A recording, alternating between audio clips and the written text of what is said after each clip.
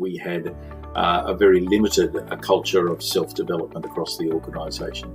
It was about completing mandatory training. It was about ticking those boxes to ensure that the organisation could continue to operate. And it was not about growth at a personal or professional level. Hello and welcome. My name is Graham Blaxell and I'm the Manager of Learning, Performance and Design at Flexigroup. I'm part of a three-person learning leadership team, which includes a colleague who is responsible for operations, including the operations of the learning management system, and more broadly, engagement with the business. And we are very capably led by our Head of Learning and Development, who is the longest standing member of the team and has been with the organisation for about 4 or 5 years. Flexigroup is a diversified financial services organisation. So we work in the area of buy now, pay later, of credit cards, and in the commercial leasing space. We operate across 3 countries, Australia, New Zealand and Ireland, and we have a large contact centre that operates out of Manila in the Philippines. So 2 years ago, when we first started this journey, about 97% of all learning that was done across the organisation was what we would call required or mandatory learning, which meant only 3% was non-required learning. And I'd just like to talk about this for a moment. I believe one of the reasons behind this was that the organisation focus was simply on mandatory learning or mandatory training as we knew it then. And this is really because within our regulatory and legislative environment, we have to make sure that the vast majority of our employees complete this training on an annual basis. And if that doesn't count, that doesn't occur, then potentially we can lose our licence to operate. A second aspect of why learning was non-required learning was such a low proportion of overall learning was the fact that our business is basically about selling our products business to business. And so a large number of our employees are out in the field every day talking to merchants and selling our products to merchants. So any time where they're not out in the field, any time when they're not talking to merchants is seen as time wasted and opportunities wasted for making money for them as individuals and also for the business as a whole. So an activity such as learning was simply seen as a distraction from what was their main activity, which of course was selling our products. Thirdly, to be fair, we had very little content to share with our organisation more broadly around learning.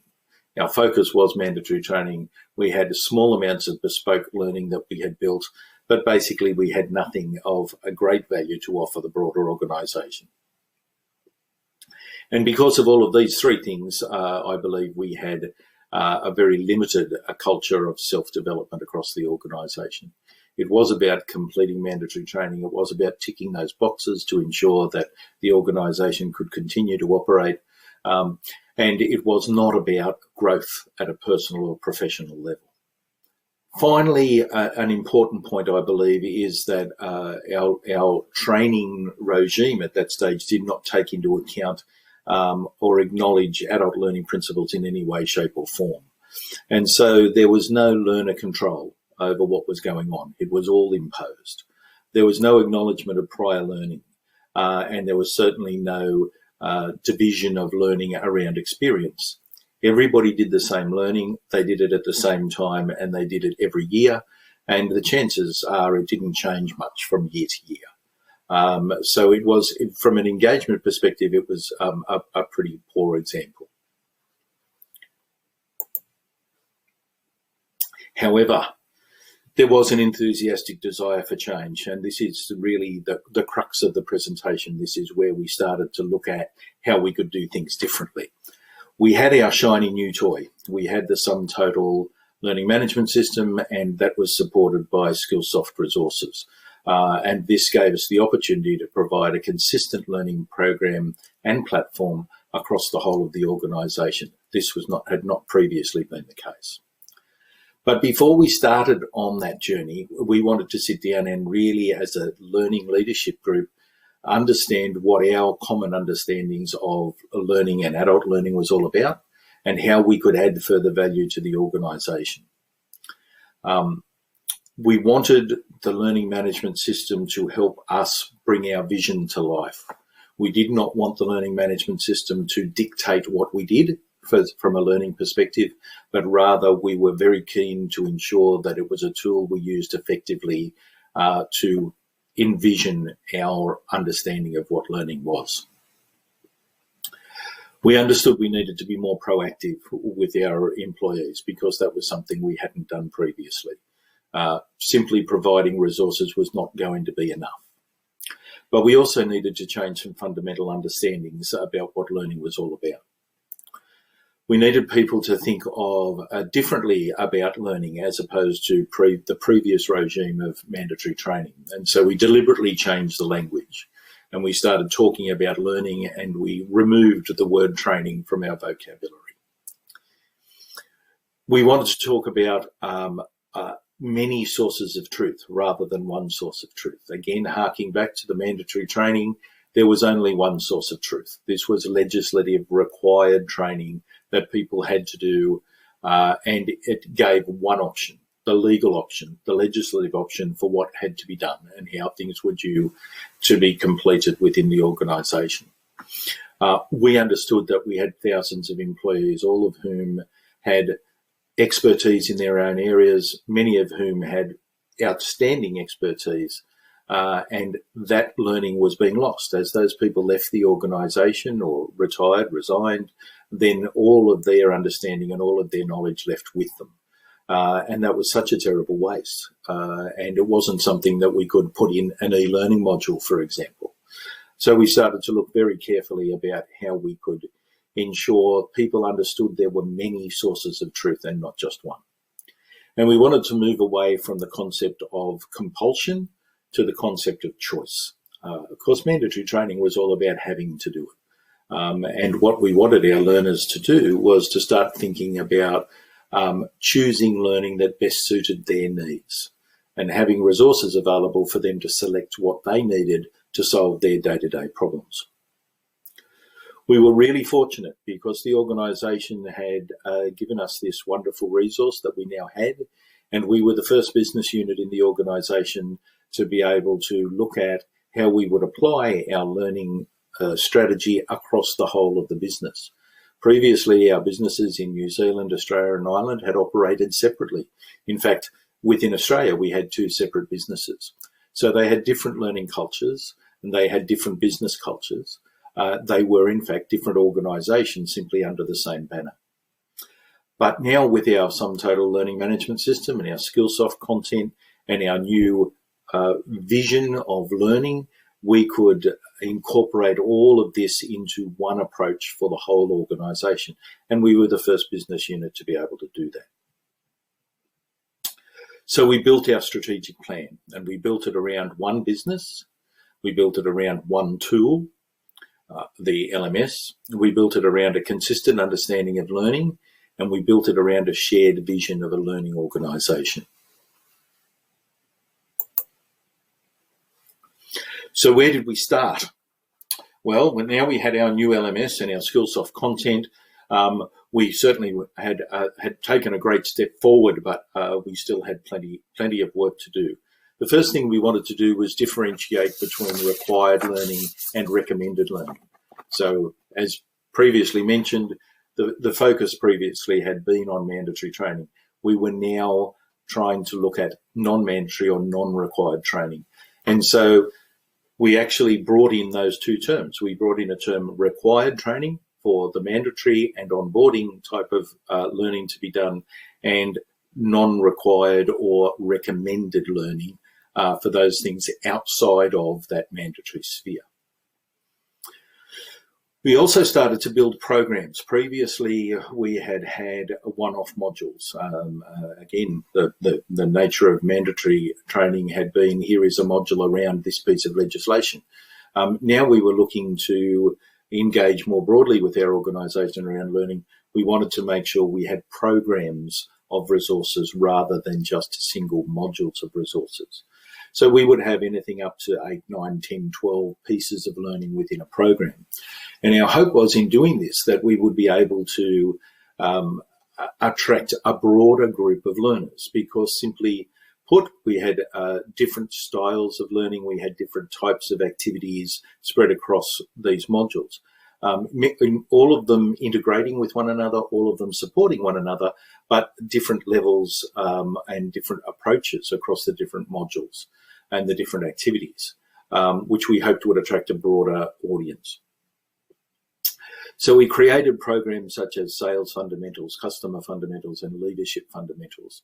And in these programs, we encouraged learner interaction as one of the most important aspects of what we were trying to achieve. And for us, learner interaction was about having the participants in these programs talk to one another, to move away from our one source of truth to our many sources of truth, to get learners to realise that what they were doing in learning may be about having a discussion with another learner, about sharing their ideas, debating their concepts with other people, listening to what other people were saying about solutions to common problems. So we set up online discussion boards as activities within our programs of learning. And these turned out to be very popular within those groups who were using them. We would ask some questions that focused on the learning in some of the activities. We would ask people to put their responses into an online discussion board, and in doing so, that gave them the opportunity then to read the responses of all the other participants. And this became a very popular pastime. We also introduced mentors into our process, and the use of mentors was also really a positive move. And this was simply a recognition that we had lots of experienced people with great deals of expertise in the organisation, and we didn't want that wasted. We wanted to actually recognise that and use that to support the learning of the whole organisation. So within our sales and leadership programs, for example, we established mentor programs to try and promote sharing of information between more experienced and less experienced employees working in the same area of the business. So as an L&D team, we thought these were great initiatives, and we were very proud of ourselves that we had made huge strides in making our vision come to life. The truth of the matter was that that wasn't reflected in the data. So we were looking for significant increases in participation in our learning programs. And in patches that happened, but overall across the organisation, we didn't see the increases that we wanted.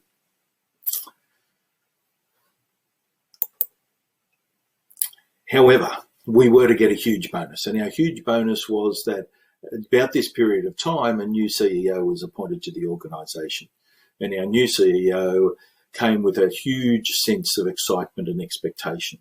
She came with ideas for new products. She came with new approaches to the way the business should operate, and moving the business from a business-to-business model to a business-to-customer model. The buzzwords of innovation and problem-solving and challenging existing norms became the way the new organisation operated. She came with a new vision, and it was called the Code. Colloquially, the business called them the F words. The reason for that was simply that each phrase in the code started with a verb, an action word, which started with the letter F. And this reflected, of course, the name of the organisation in Flexigroup. So there were several of these in the code. So there was Feel Their World, which was an expression of the customer centricity of our new organisation, that we needed to focus more on our customers and ensure that we were meeting their needs. There was hashtag FTB, which was Fight the Bureaucracy. And this was about acknowledging that just because something had been done the same way for 20 years didn't necessarily mean it was going to be the same way moving forward. And so encouraging people to question, encouraging people to innovate, encouraging people to come up with a variety of different solutions to the problems they were encountering. And finally, and most importantly for us, was Feed Your Mind. And Feed Your Mind was about giving the employees of the organisation the opportunity to go out and to really understand more about the business, more about our customers, and to learn and grow and develop in a whole range of skills. And this fitted in perfectly with our strategy, our L&D strategy, which had been up and running for about 6 to 12 months by this stage. This was a great impetus for what we were trying to do. And in fact, the whole vision of the organisation changed to one where learning became a significant part of everything that everyone was expected to do on every single day. So let's go back for a moment. When we first started this journey about 2 years ago, 3% of all learning that was completed within the organisation was non-required. So 97% was required and 3% was non-required.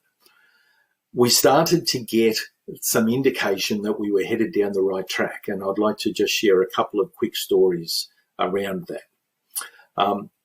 Ali's story is a great one. So Ali is a young man within the organisation, a relatively, low position with the organisation. You'd say, a beginning career type role. Ali worked in the IT support desk. Now, Ali and I had a lot of conversations because I'm not the most IT savvy person in the world. So Ali would often come by my desk and help me sort out my IT problems. Things like syncing my phone and my computer and resetting my password. Sorry, but that's just the way it is. Ali came to me one day with a PowerPoint that he had created. And in his PowerPoint, he had identified 4 or 5 of these mundane, everyday type activities that took up about 90% of his time as he worked around the business. I think he was trying to tell me something. So we had a talk. We went through the PowerPoint. We had a talk about what he had put in the PowerPoint.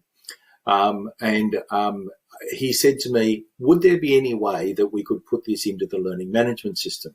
Because a lot of people would be able to benefit from this information and it would free me up to do other things. Well, this was an enormous light bulb moment for us because this was the first time an employee had approached us with content they had created that they wanted to share with the whole of the organisation. So for the first time, we had a learner becoming a teacher. Not because we asked them to, not because we had gone to the subject matter experts to help support the learning we were building, but because Ali decided that this was a way for him to help the business and himself because he could now focus on more interesting and more complex tasks. So an enormous step forward along this line of not one source of truth, but many sources of truth. Not compulsion, but choice. Not training, but learning. So all of these things that were in our strategic plan were encapsulated in Ali's approach to us to put up his learning material. Very quickly, his learning material became amongst the favourite and most popular things that we had available on the LMS. Steve's story is another one, which was another light bulb moment for us. In this case, Steve came to me and asked, could we create some resources for him? Unfortunately, at the time, I didn't have a resource available to take on that project. But he came back to me a week later with a series of free resources he had found on the internet and asked me, could we put these into our learning management system for ease of access for his team? An individual within the organisation taking the initiative and putting themselves forward, not as the teacher, but as somebody who was helping facilitate learning for their colleagues. And this was very much underpinning what we were trying to do as in our strategic plan for L&D. So in December of 2018, our non-required learning as a percentage of all learning was 3%. 12 months later, it was 55%.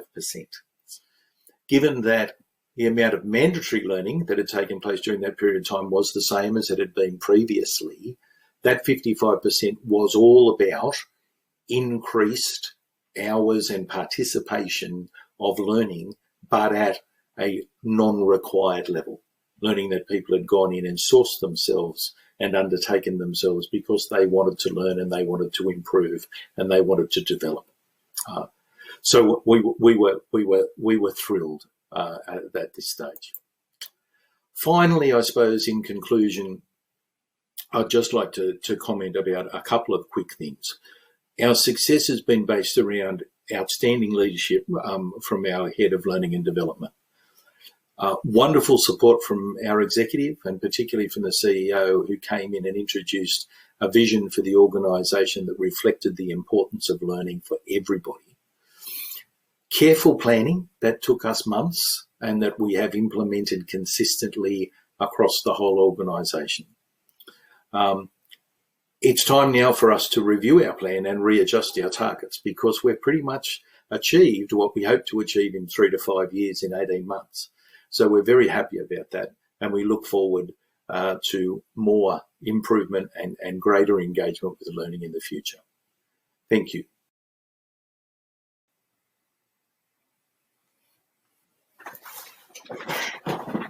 Thank you so much, Graham. That's wonderful, and love hearing the insights about Flexigroup. We've had some questions come through that we'd like to share and ask of you. So we're going to take some time now to delve into those ones. Graham, I've had one that's come through that's asked, you said that previously anything other than required training was seen as a waste of time, apart from offering choices. How else did you move that mindset within the company? Yeah, look, that's a great question. And I think there's several layers to it. Firstly, it was very slow, even though we were quite taken aback by the fact that we achieved some really positive results over an 18-month period. The truth of the matter is it was very slow to start with. To me, the key was when we were able to make the connection with our learners that they could also be teachers, that they could be the people who were leading the way with the learning, that they didn't have to wait for us as L&D to provide them with content, that they could create their own content, and we could enable that to be shared across the business. That to me was a really significant moment, and I think in hindsight, I would be looking to promote that earlier on in the process. I would actually be going out and looking for the informal leaders, not the members of the executive necessarily or the heads of departments, but the informal leaders, the people that had credibility in the workplace, and get them to share their knowledge and their insights.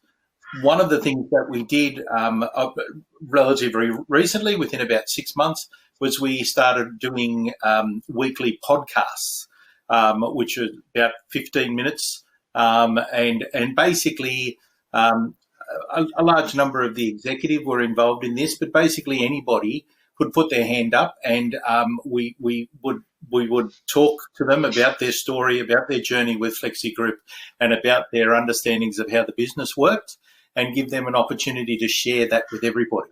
So suddenly people were starting to see their co-workers, their colleagues featured in L&D resources, and I think that made a big difference.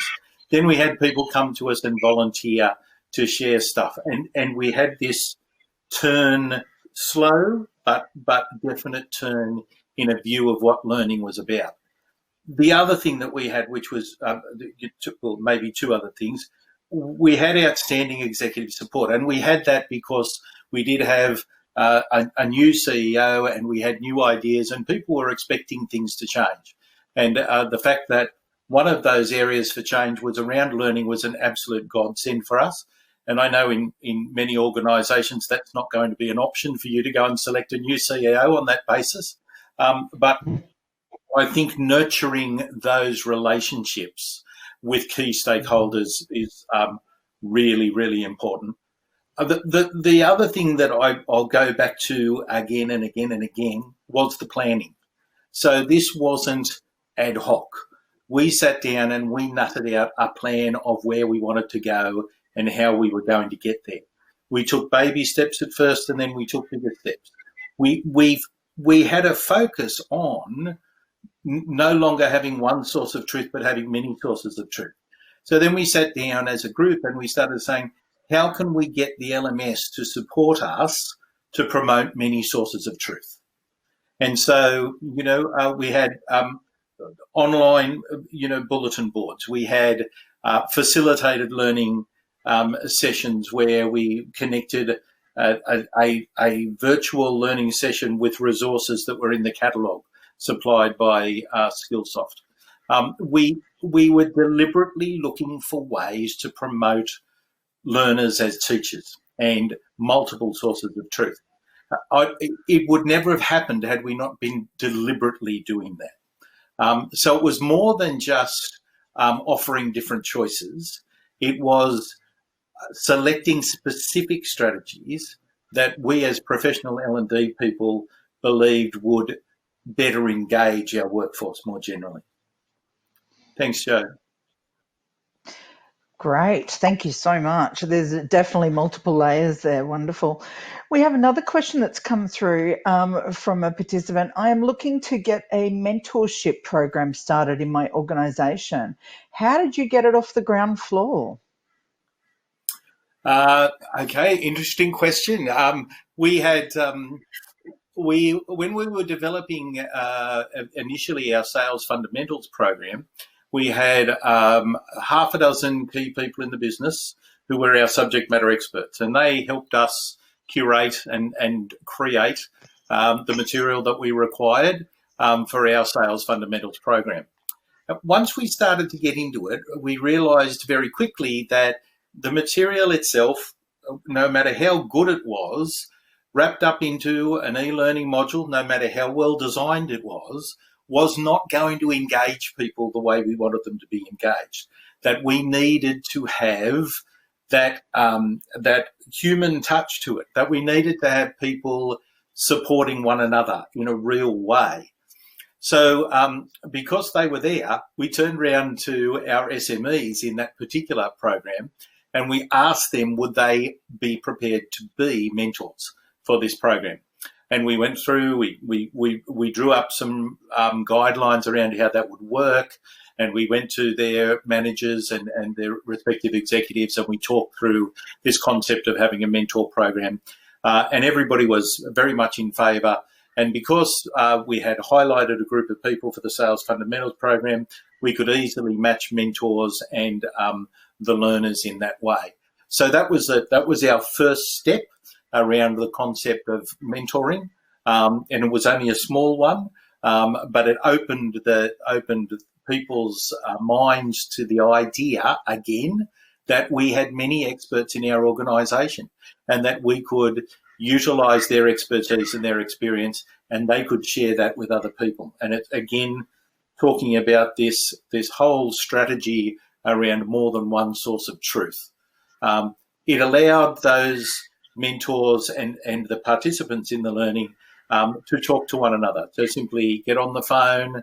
We had some people in Western Australia mentored by some people in Sydney. We had somebody in Brisbane mentored by somebody in Melbourne. They simply got on the phone once a week. There was a schedule of learning to complete. Once they had completed that schedule of learning, the last activity in that particular block of the learning was to contact the mentor and discuss what they had learnt through that period of time. So that worked really, really well.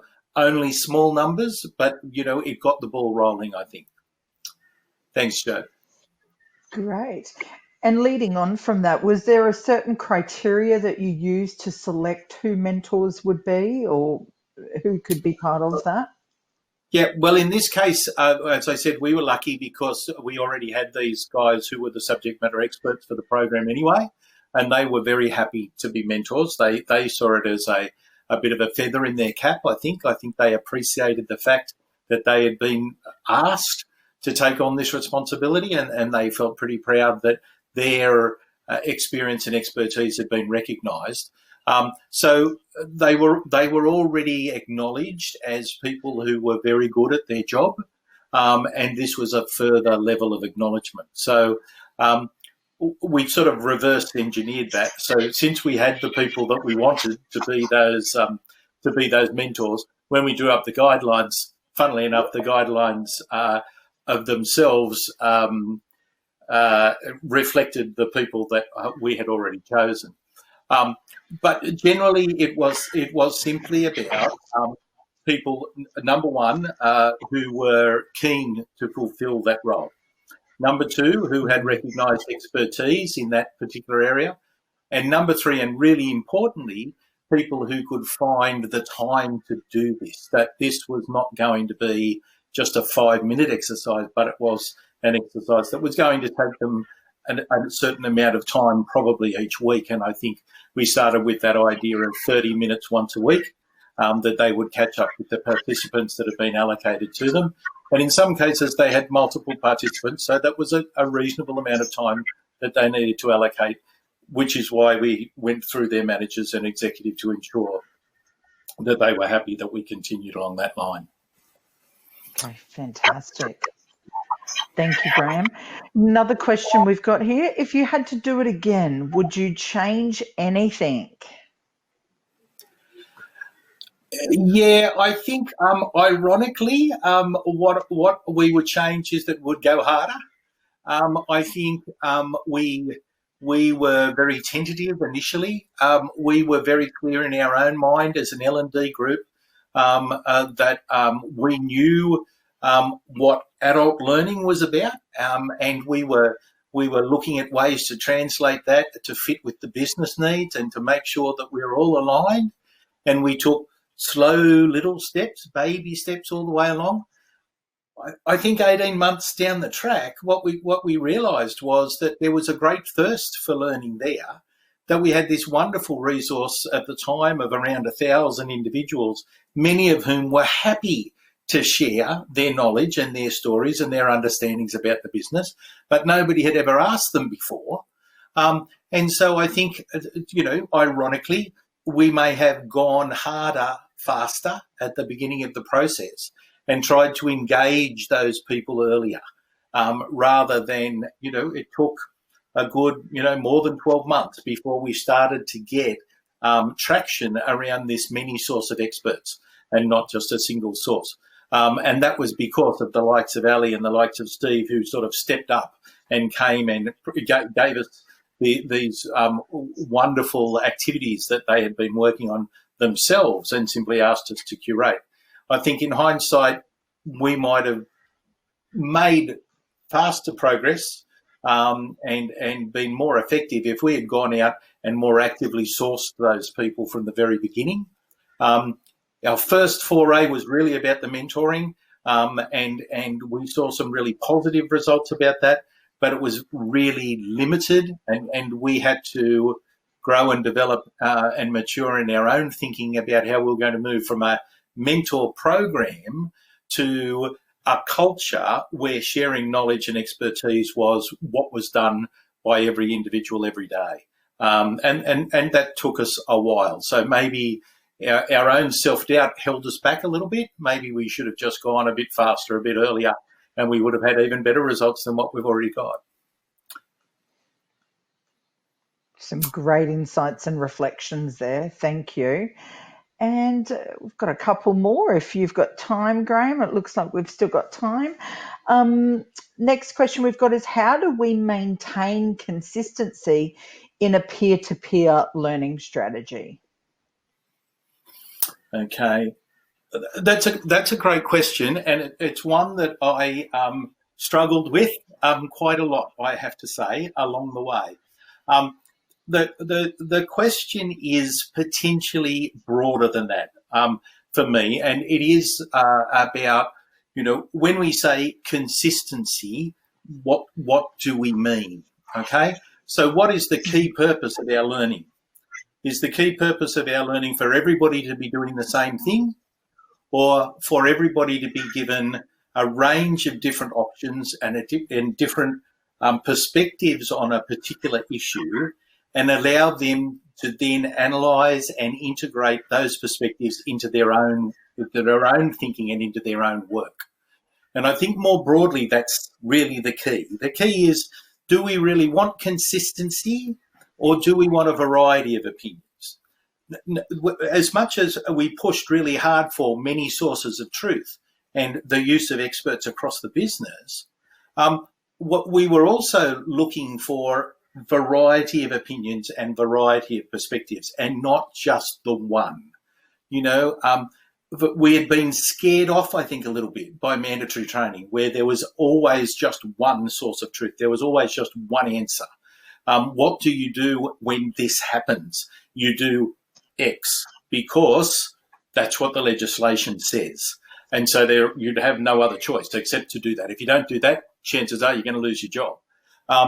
But in most other things, outside of that required training environment, there are a range of answers. There are a range of versions of the truth.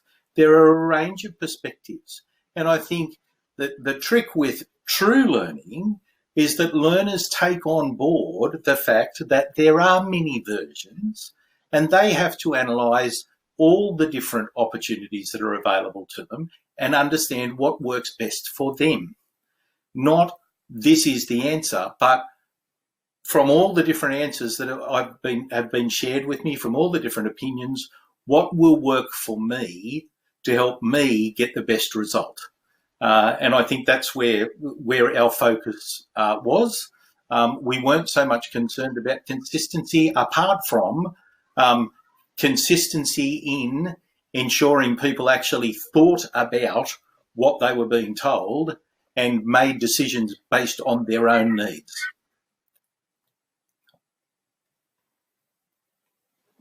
Great. Very comprehensive. Thank you. And Graham, you've talked about learners becoming teachers. What content or material did they create, and what tools did they use? Okay, so from the very simplest, people took videos on their phones of themselves and posted them on team sites and posted them in other social media sites. So that was the very simplest of things that people were able to do to share their thoughts and ideas. We had more formal things, such as the podcasts. During this recent time, where our organisation has had everybody working from home, we've had a daily program live for our employees called Learning Zone Live. And Learning Zone Live was all about encouraging people who had a good idea or a particular perspective on an issue to get on through Teams and to talk through that issue and share their understandings. So some very informal ways and some much more formal ways. But again, the idea that many sources of truth and many different perspectives and allowing people to engage at their own level with a whole range of those different opportunities and then make decisions that best suit them. It's a fantastic offering of modalities happening there, Graham. Wonderful to hear. Thank you for sharing. I like that.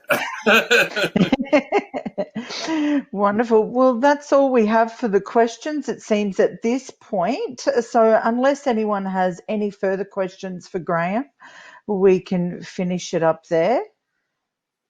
I'll just wait a moment in case there's anything else. I'd like to take this time, though, to thank Graham for your contribution today. It's been wonderful to hear the Flexigroup journey, and we wish you all the best for the very future. If anyone has any further questions, please feel free to leave them. Otherwise, please feel free to exit and to re-enter to the main stage area in preparation for your next session, or alternatively, feel free to join any of the 4 lounges or product sessions that are also available. Thank you so much, Graham, and thank you, everyone. Pleasure. Thank you, guys.